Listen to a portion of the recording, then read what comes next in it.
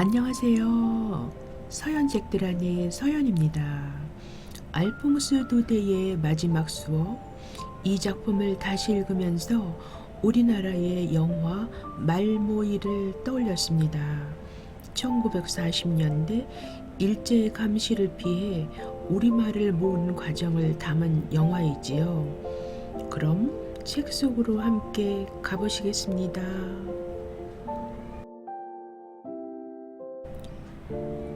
그날 아침 나는 학교에 가는 시간이 너무 늦었다. 게다가 아멜 선생님은 그 전날 동사에 대해 질문하겠다고 하셨는데 친구들과 노느라 전혀 공부를 하지 않아 꾸중을 들을까봐 몹시 두려웠다. 차라리 수업을 빼먹고 들판을 쏟아내고 싶은 생각이 들었다. 너무나도 맑고 화창한 날씨였다. 숲에서는 티티새가 지저귀고 제재소 뒤쪽에 리페르 들판에서는 프로이센 병사들이 발 맞추어 걷는 군합발 소리가 들려왔다. 문법 규칙을 공부하는 것보다 들판 쪽이 훨씬 재미있을 것 같았다. 하지만 아멜 선생님의 무서운 얼굴이 떠올라 나는 급히 학교를 향해 달리기 시작했다. 학교로 가는 길에는 면사무소가 있었는데 그곳 게시판 앞에 사람들이 모여 웅성거리고 있었다.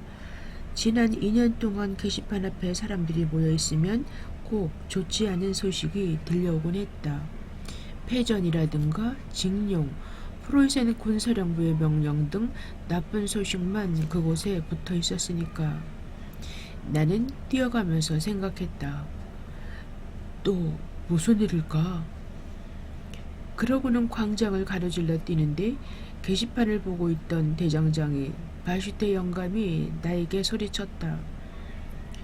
얘야, 뛸 것 없다. 학교는 지금 가도 늦지 않았어. 나는 속으로 농담하지 마시라고 중얼거리고는 학교로 헐레벌떡 뛰어들어갔다.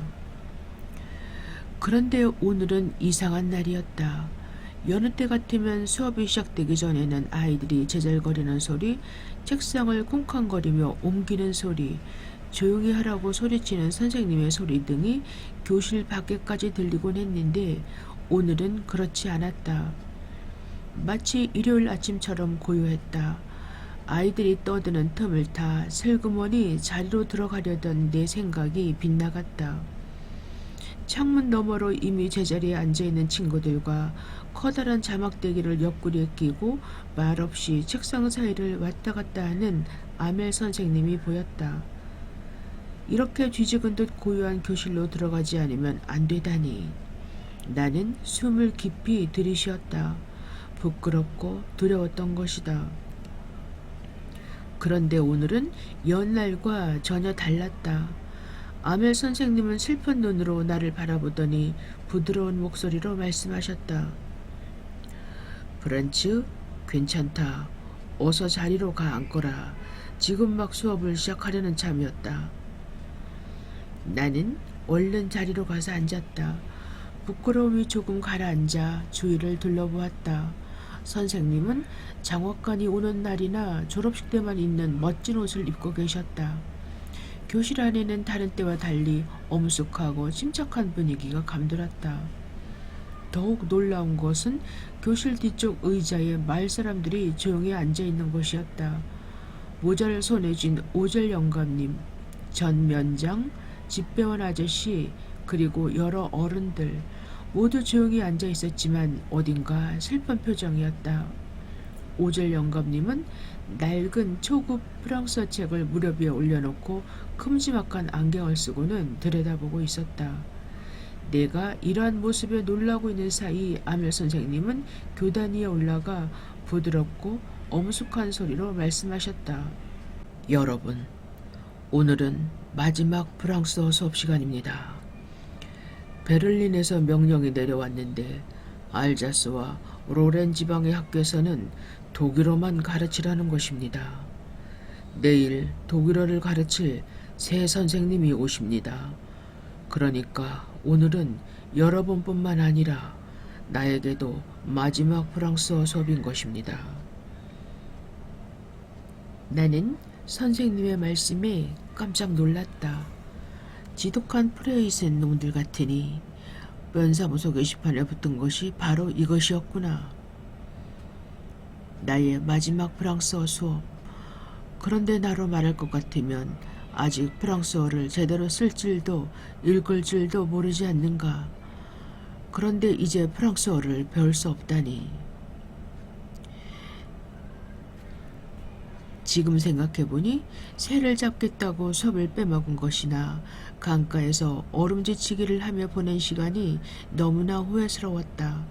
바로 조금 전까지만 해도 그렇게 지겹고 재미없던 교과서와 문법책, 성경 등이 이제는 헤어지기 아쉬운 친한 친구처럼 느껴졌다. 아멜 선생님도 그렇다. 보통 때에는 자막대기로 아프게 때리시고 무서운 얼굴로 꾸지람 마시던 선생님이셨는데 이제 다시는 만날 수 없다는 생각이 들자 너무나 서글퍼졌다. 가여운 선생님, 아멜 선생님은 정장을 입으시고 마지막 프랑스어 수업에 경의를 표하고 계신 것이다. 오젤 영감님은 몇십 년 동안 프랑스어를 익히지 못한 것이 못내 아쉬운 듯했다. 마을 사람들도 이제 프랑스어를 배울 수 없다는 생각에 교실 뒤에 와서 수업을 듣고 있는 것이었다. 그것은 마을 사람들이 지금까지 학교에 자주 찾아오지 않은 것을 뉘우치는 의미이기도 했다. 또 40년 동안이나 프랑스어를 가르친 선생님에게 경의를 표하는 것일 뿐만 아니라 마침내 사라져버릴 조국의 사랑을 바치는 것이기도 했다. 이런 생각에 잠겨 있는데 갑자기 선생님이 내 이름을 부르셨다. 내가 암송할 차례가 된 것이다. 이 어려운 동사 규칙을 하나도 틀리지 않고 외울 수 있다면 얼마나 좋을까. 하지만 나는 시작부터 기억이 안 나 얼굴이 빨갛게 달아오른 채 몸을 비비꼬고 있었다. 부끄러움과 안타까운 심정에 얼굴을 들 수가 없었다. 앞에서 아멜 선생님의 말씀이 들려왔다. 프란츠, 너를 꾸중하는 게 아니다. 너는 이것으로 충분히 벌을 받았다. 너뿐만 아니라 우리도 날마다 이렇게 생각했지. 시간은 충분해. 내일이 있는데 뭐. 내일 공부하지. 그 결과가 이것이다. 교육을 다음 날로 미룬 것이 우리의 가장 큰 잘못이었다. 프로이센 사람들은 우리에게 이렇게 말할 것이다. 자기 나라 말도 제대로 하지 못하면서 무슨 프랑스 사람이라고 오게 되느냐. 프란츠, 그러니까 너 혼자만의 잘못이 아니다. 우리 모두 책임이 있는 것이다. 부모님들도 되도록 한 푼이라도 더 벌기 위해 밭이나 공장에 아이들을 내보냈다. 나조차도 공부를 시키는 대신 정원에 풀을 뽑게 한 적이 있었다. 내가 피곤할 테면 너희에게 자습을 시킨 적도 있었지. 오늘의 결과가 있기까지는 어른들의 잘못이 더 크다. 잠깐 침묵이 흐른 후 아멜 선생님은 프랑스어에 대한 이야기를 시작하셨다. 프랑스어는 세계에서 가장 아름답고 분명하고 과학적인 언어라고 말씀하셨다. 그렇기 때문에 우리는 프랑스어를 결코 잊어서는 안 된다고. 왜냐하면 어떤 민족이 다른 민족의 식민지가 되었다 해도 자신들의 언어를 확실히 지키고 있으면 언젠가 그 식민지 상태에서 벗어날 수 있다고. 그런 다음 선생님은 문법책을 읽기 시작하셨다. 나는 떠듬떠듬 따라 읽기도 하고 머릿속에 선생님의 말씀을 다시 한번 새겨보기도 했다. 내가 이토록 잘 이해할 수 있다는 사실이 놀라웠다. 선생님의 말씀 하나하나가 아주 쉽게 이해되었다. 선생님의 목소리는 높았고 조금이라도 더 쉽게 더 많이 가르치고 싶은 듯이 열정적으로 들렸다. 선생님은 떠나시기 전에 자신의 머릿속에 있는 모든 지식을 우리에게 전해주고 싶어 하시는 것 같았다. 문법 시간이 끝나고 자습 시간이 되었다. 아멜 선생님은 모두에게 나누어질 새 글씨본을 보여주셨다. 거기에는 예쁜 글씨로 프랑스 알자스, 프랑스 알자스 라고 쓰여 있었다. 선생님은 그것을 교탁 위에 가로로 세워 교실 안에 모든 사람들이 잘 볼 수 있도록 했다. 그 글자들은 마치 프랑스 국기가 휘날리는 것처럼 보였다. 모두 얼마나 열심이었는지 숨소리조차 들리지 않았다. 들리는 것이라고는 종이 위를 사각사각 스치는 펜소리뿐이었다.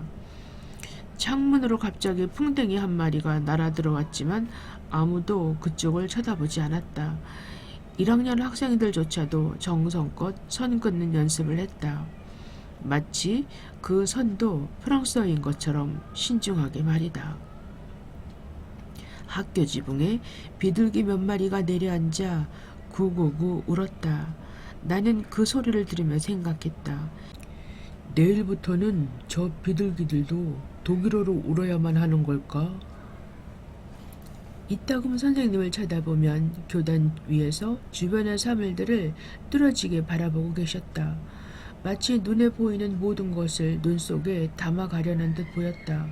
선생님은 지난 40년 동안 이 교실에서 매일같이 프랑스어를 가르쳐 왔으니까. 운동장을 마주하고 있는 교실도 여전하고 창문으로 비춰드는 햇살도 40년 동안 여전했으니까.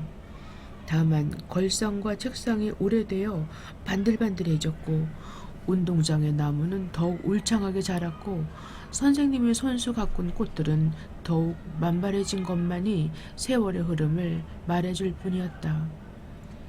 이 모든 것과 이별해야 한다는 것은 선생님에게 얼마나 힘들고 어려운 일일까. 선생님의 여동생이 2층에서 짐을 챙기기 위해 왔다 갔다 하는 발소리가 들렸다. 이들은 내일이면 이 마을을 떠난다. 그리고 언제 돌아올지 기약할 수 없다. 선생님은 끝까지 침착하게 수업을 이끌어 나가셨다.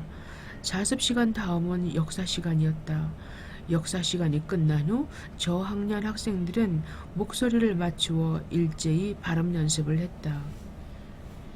교실 뒤쪽에 있던 오젤 영감님도 안경을 끼고 두 손으로 책을 들고 아이들과 함께 더듬더듬 읽어 내려갔다.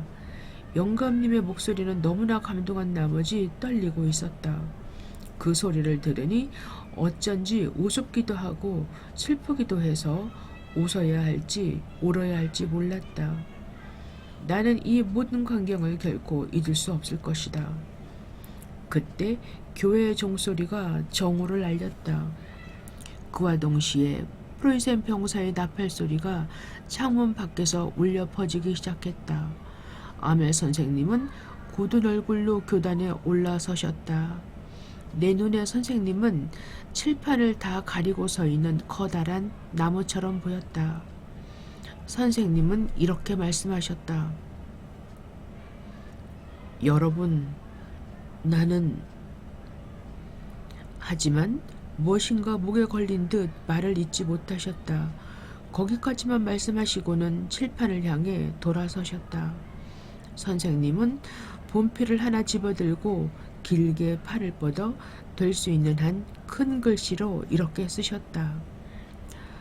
프랑스 만세.